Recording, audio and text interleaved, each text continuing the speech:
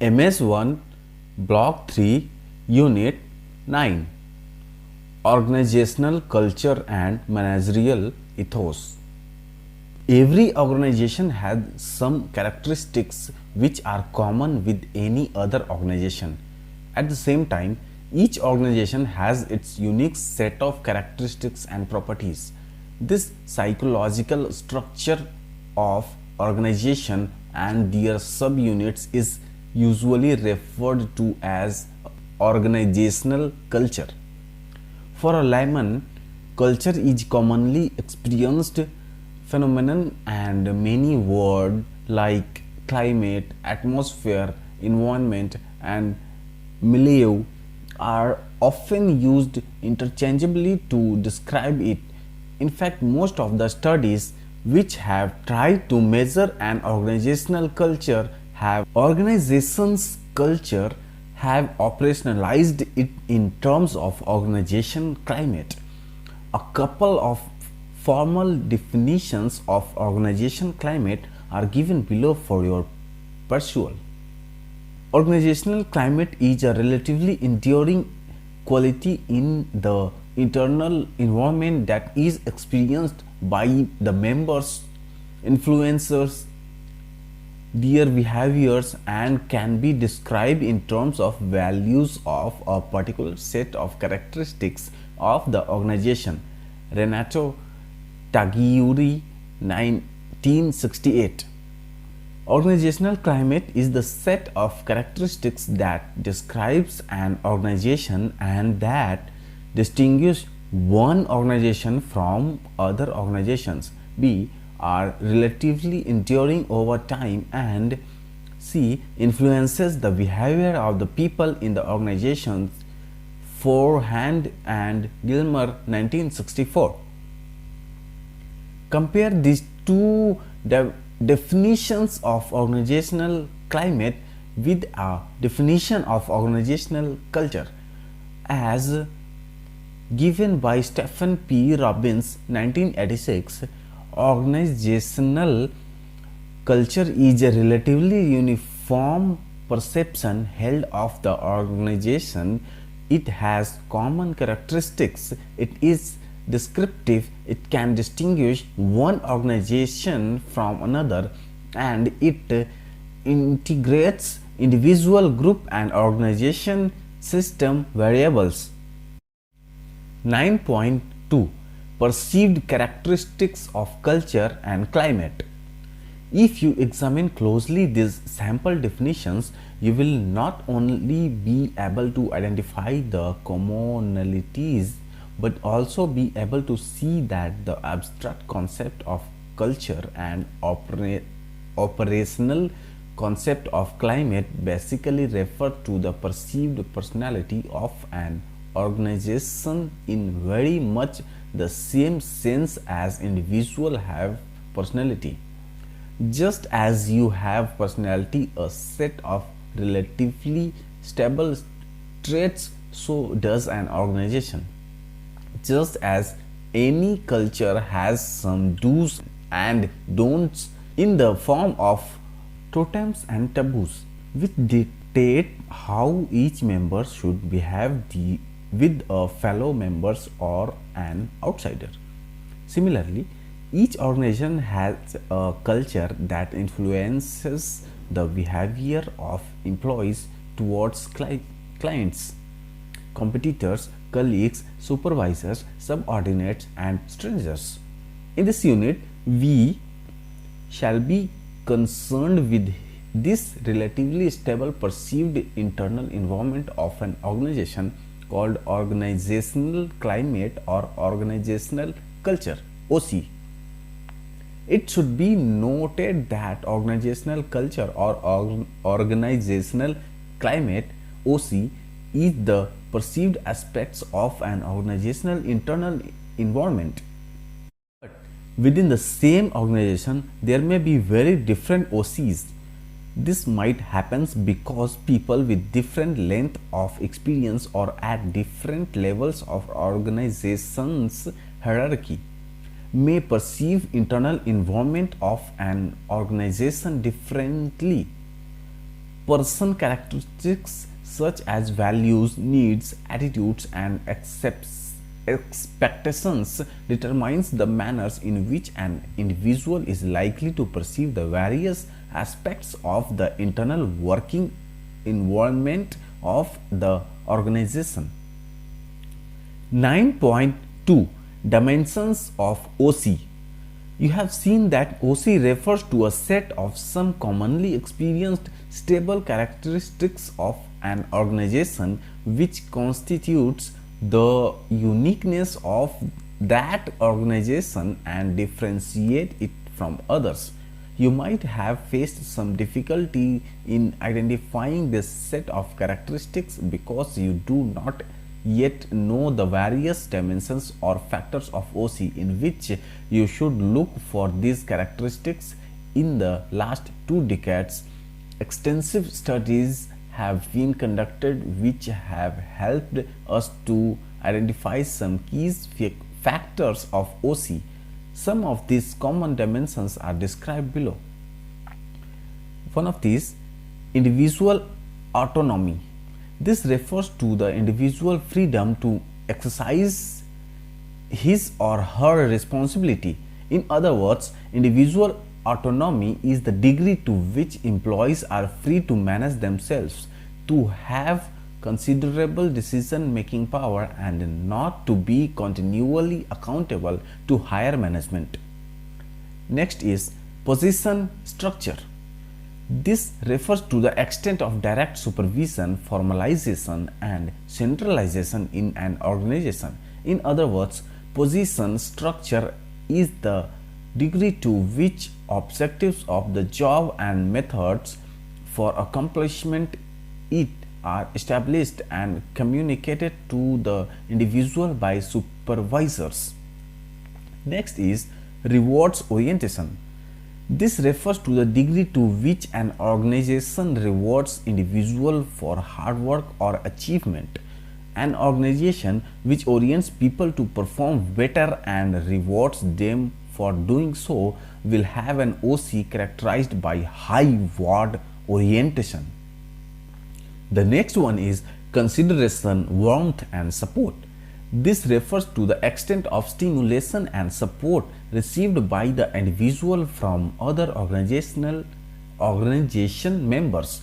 In other words, if there is a sense to team spirit among the members of an organization, the OC is likely to be perceived as considerate, warm, and supportive. The next one is conflict.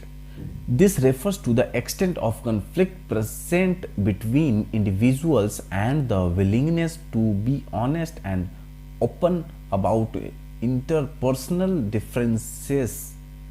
The next one is progressiveness and development. These aspects refer to the degree to which organization conditions foster the development of the employees, allow scope for growth and application of new ideas and methods. Next one is risk taking. The degree to which an individual feel free to try out new ideas and otherwise take risk without fear of reprisal, ridicule, or other form of punishment indicate the risk taking dimensions of OC. This dimension is akin to courteous versus venturesome quality of an organization. The next one is control. This dimension refers to the degree to which control over the behavior of organizational members is formalized.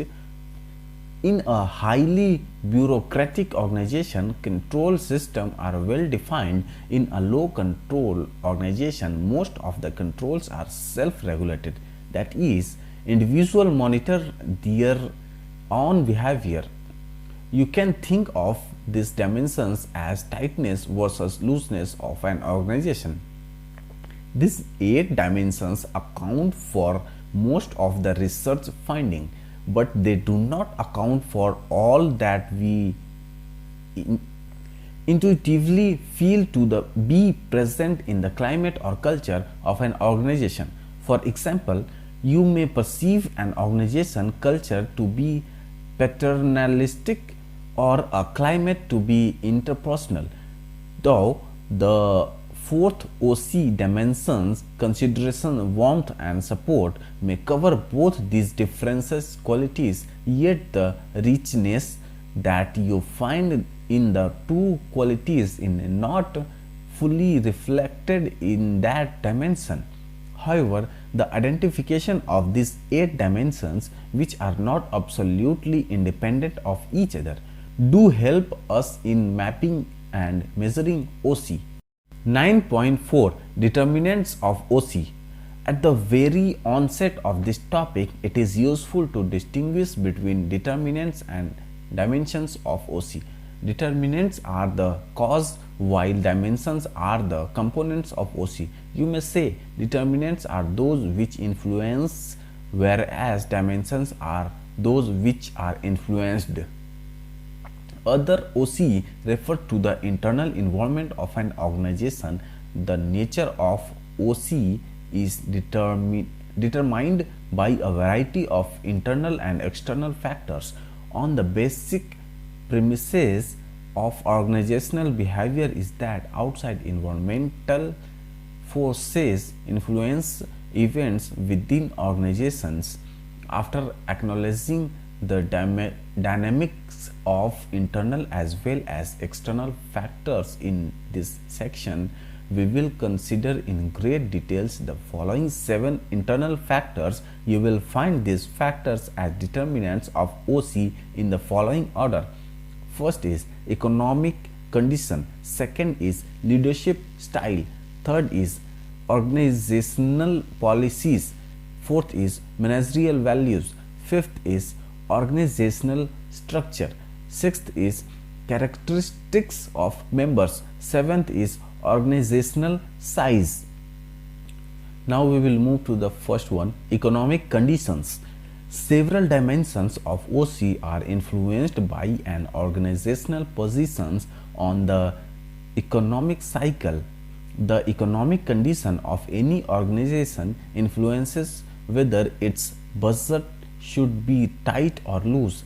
In times of prosperity, when budgets are more loose than tight, the organization tends to be more adventuresome. On the other hand, tight budget would lead to an air of caution and conservatism within an organization. Few managers are willing to suggest new programs, probably deserving merits, when the order from above is to exercise tight control over expenses. So, dimensions of OC like risk taking, control, progressiveness and development, etc., are directly influenced by economic conditions. Next one, leadership style. The leadership style prevailing in an organization has a profound influence in determining several dimensions of OC. The influence is so pervasive that you may often wonder whether OC is a product of the philosophy of practices of prominent persons in an organization. Consider, for example, the results of an experimental study where 3 organizations were created by simulation. All these 3 organizations, A, B and C, were identical in terms of nature of business, size of the organization, characteristics of employees and initial economic conditions. The major difference among these 3 organizations were the leadership style. Organizations A was characterized by authoritarian style with high power motivation. Organization B was characterized by democratic style with affiliation motivation. Organization C was characterized by goal directed style with achievement motivation. The meaning of this different leadership style and their effect on different dimensions of OC can be seen in table 1. You will notice that one type of leadership style can influence more dimensions of OC than other style. Now the next one, organizational policies. Specific organizational policies can influence a specific dimension of OC to quite an extent. For example, if the company policy states that layoff will be used only as a last resort to cope with business downturn, then it would in general foster an internal environment that is supportive and humanistic. Similarly, if you are working in a company where it is agreed that the first beneficiaries of increased profit would be the employees of the organization and shareholders would get second priorities, then the OC will be characterized by high reward orientation and probably by high progressiveness and development. Now the next one is managerial values. The values held by executives have a strong influence on OC because values leads to action and shape decision. Value adds to perception of the organization as impersonal, paternalistic, formal, informal, hostile and friendly. You will learn more about managerial values under the topic managerial ethos. Now the next one is organization structure. The design or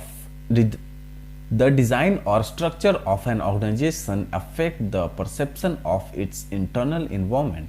For example, a bureaucratic structure has an OC much different from a system 4 organization.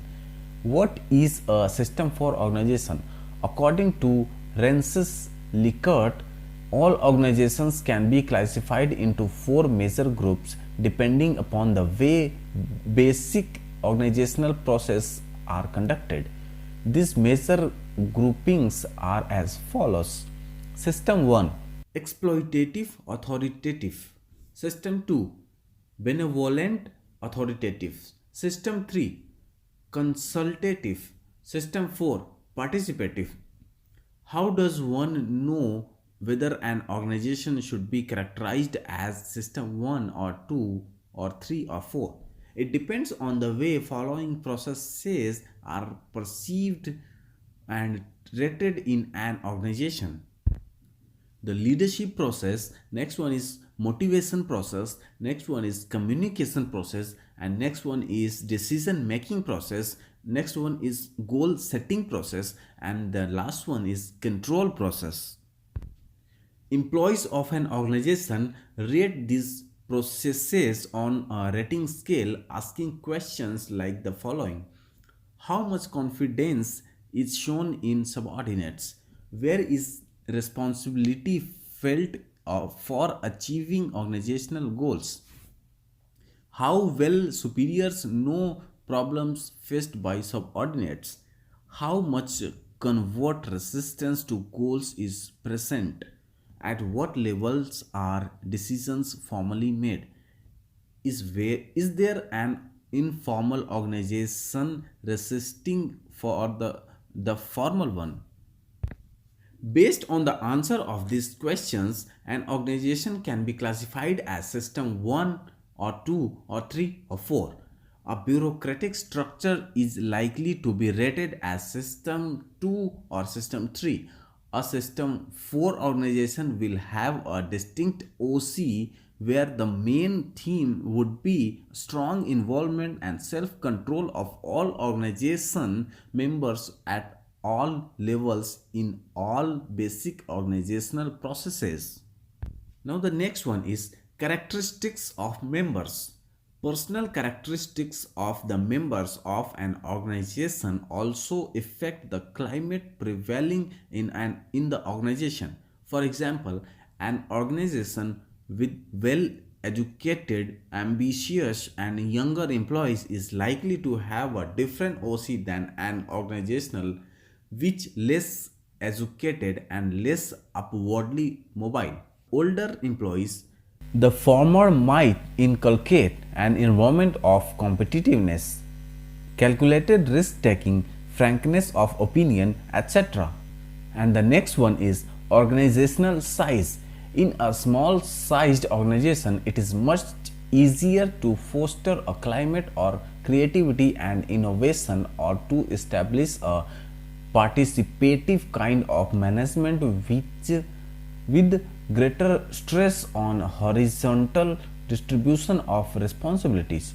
On the other hand, in a large organization, it is easier to have a more authoritative kind of management with stress on vertical distribution of responsibilities. This in turn lead to distinctive environments, as has been explained with the help of the concept of system for organization. We have now studied if 7 basic determinants of OC. The list is not exhaustive, but these are the basic internal factors determining the internal environment of an organization. Note that OC is not influenced by factors existing within the organization only. Societal forces that shape OC as well.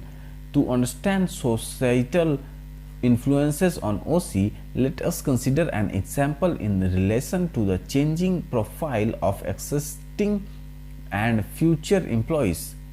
You may have noticed that at least 2 changes which are taking place in our society. First, educational level of employees of all categories is rising. Second, societal values towards recreational and leisure activities are becoming stronger. The effect of the first change is in the expectations of employees. People want more satisfying and fulfilling work which should match their qualifications and abilities. The impact of the second change is that the passion for non-work is increasing. People feel less passionate about the job performance. So while one change is punishing towards increased professionalism, the other change is pulling towards leisure orientation. Against these backdrops of societal forces influencing the profiles of the employees, the content of the job and the orientation process determine the OC. To sum up, OC is determined by a variety of internal and external factors, whereas internal factors are specific to the organization while external factors to a number of societal forces. 9.5 Managerial values and ethos. In the earlier section, we have indicated that the managerial values affect perceived characteristics of the internal behavior of an organization. At this juncture, you may well ask what some of these values are. How do these values develop? How do they get transmitted from one generation of manager to another? In this section, we are going to explain briefly some of these issues. Ethos refers to habitual character and values of individuals, group, races, etc. Managerial ethos is concerned with the character and values of manager as a professional group. Contemporary managers hold some specific values which affect work, and some of these are autonomy, equity, security, and opportunity. You may recall that individual and autonomy is a very important dimension of OC. Enlightened Managers believe that most people prefer to feel free and to do things as they like within the constraints imposed by their group. These managers tend to allow enough latitude to individual employees as long as the use of this freedom does not violate basic norms of the organization. In the last 2 decades, some management practices have been innovated, which are in keeping with the value of autonomy. Equity refers to justice in rewarding performance. Here again, modern managers strongly feel that a person must get a rewards proportionate to his input. In any case, deliberate exploitation is to be avoided, and as far as possible, fairness is to be maintained. Another highly rewards value is security, both economic and emotional.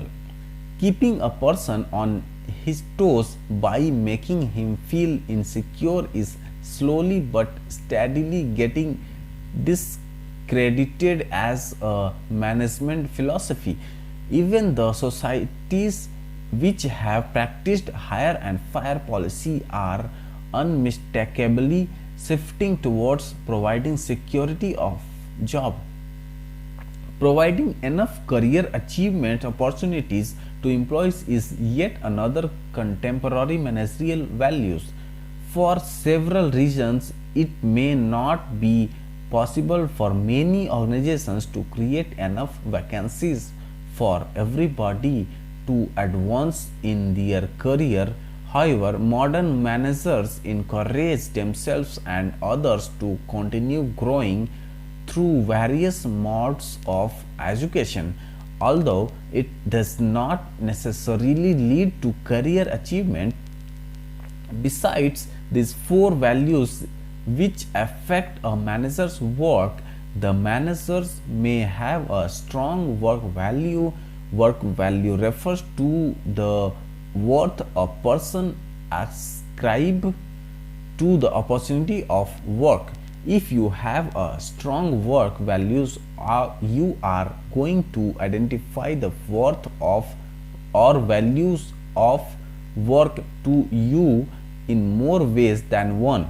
You may view work as an opportunity to A. Accept challenges, B. Serve others, C. Earn money, D. Enjoy prestige and status, E. Be creative, or F. Be independent, etc. 9.6 Managerial ethos. Its characteristics. Apart from these values, the managerial ethos of high order requires certain other characteristics as well. Let us describe this very briefly to you. Action goal orientation. Person with high sense of adequacy have clear goal about their future and are directed by these goals. They usually do not think their goals in status terms, that is, what they would like to be, but in activity terms, that is, what they would like to do. For example, when a junior manager thinks that he would like to be a chief of marketing, he is status goal oriented. But when he thinks that he would like to be influenced the marketing policies of the company, he is action goal oriented. Next one is proaction. Proactive people do things on their own without having to be told by anyone. Such initiative taking behaviors lead to a high level of activity and experimentation. As contrasted to these people are reactive persons or conformists who spend most of their lives in doing things that others expect them to do. Reactive people are other directed, whereas proactive ones are inner directed. A superior managerial ethos requires more of proaction than reaction. Next one is internal resources. Managers with high sense of adequacy are aware of their internal strength and are guided by these strengths. They are aware of their weakness, but this awareness does not deter them from acting positively or to look for opportunities for continuous self improvement. They are open to feedback and ready to learn from experience. Next one is problem solving attitude. The superior ethos requires that managers view themselves a problem solver rather than problem avoiders. These managers have a positive orientation to problem situations and do not want to run away from problems. They tend to approach problem situations with optimism because they have internal locus of control, that is, a strong belief that they can change the environment through their own effort.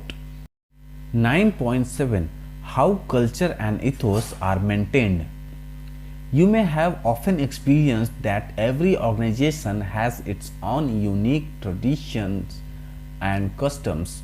Seldom are these traditions and customs explicitly spelled out, yet over a period of time organizations do develop long-standing unwritten rules, regulations and rituals to commemorate special moments, standards for social etiquette, taboos about what is not to be done or spoken, jargons or special code language understood only by insider. These, which a whole of other features taken together, yet generally views as the culture of an organization. You may also have seen that often there is a uniform perception held about these features of an organization. Sometimes these images are fairly stable, passing from one generation to another generation without undergoing much of a change. You might have wondered how this happens. In this section, we are going to discuss this issue: how does an organization maintain uniformity of its tradition and customs? The process through which the people are indoctrinated to accept the tradition and maintain the homogeneity of ethos and behaviors is termed as socialization. It is a process of adaptation by which new members come to understand the basic values, norms and customs for becoming accepted members of an organization. Through the most intense period of socialization is at the fresher stage of entry into an organization. The process continues throughout one's entire career in the organization. This is done to ensure tradition and to maintain a uniformity. The people who do not learn to adjust to the culture of the organization become the target of attack and are often rejected by the organization. Socialization process has three stages: pre-arrival, encounter, metamorphosis. Now we will discuss about pre-arrival. This stage tries to ensure that prospective members arrive at an organization with a certain set of values, attitudes and expectations. This is usually taken care of at the selection stage itself. directors try to choose the right type of people who they feel will be able to fit the requirements of an organization. Thus, an organization, even before allowing an outsider to join, makes an attempt to ensure a proper match which contributes towards the creation of a uniform culture within the organization. The views of the founding fathers of an organization as well as the ethos of the present top management influences consciously or inadvertently the selection of the parameters of this proper match. Next one is encounter. After gaining an entry into the organization, a few new members faces an encounter stress. There is always a possibility of difference between his expectation of an organization and the OC. If the expected image and OC matches, then encounter stress passes off smoothly, leading to confirmation of the image. If the balance between the two is acute, the person has usually two choices open.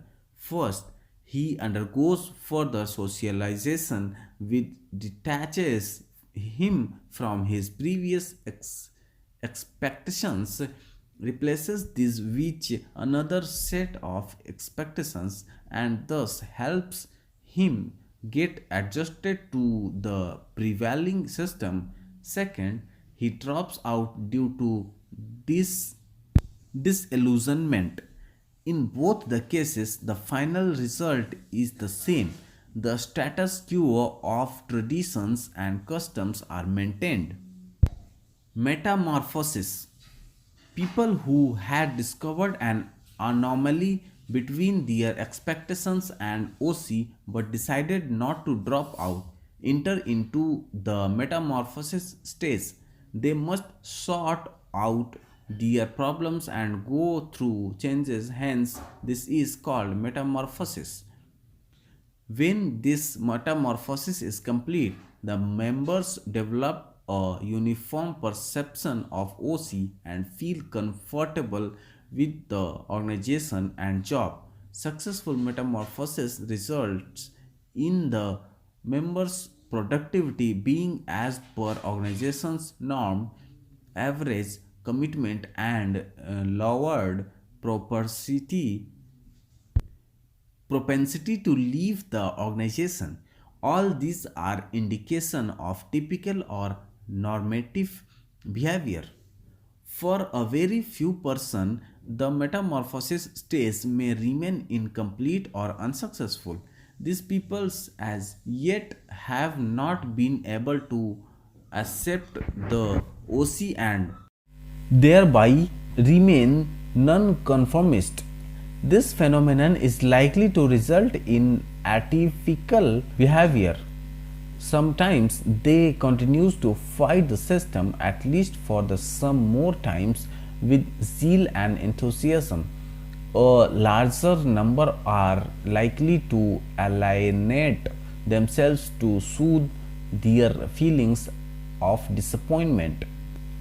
Here again, you will be able to see the results remain the same. Organizations maintain their traditions and customs till the time the fighters win their case. Sometimes an organization, anxious to break away from their stifling OC, may choose to deliberately appoint people without subjecting them to metamorphosis stage so that they bring organizational change. We shall take up the issue and strategy of bringing organizations change in a separate unit. 9.8 Summary. You have come across a variety of concepts in this unit. Let me help you in integrating these concepts through a model. You can see that there are some determinants in the form of internal and external factors which influences various dimensions of an organization's internal environment. These dimensions are perceived as OC, that is, characteristics of climate and culture of an organization. Both managerial ethos and socialization process help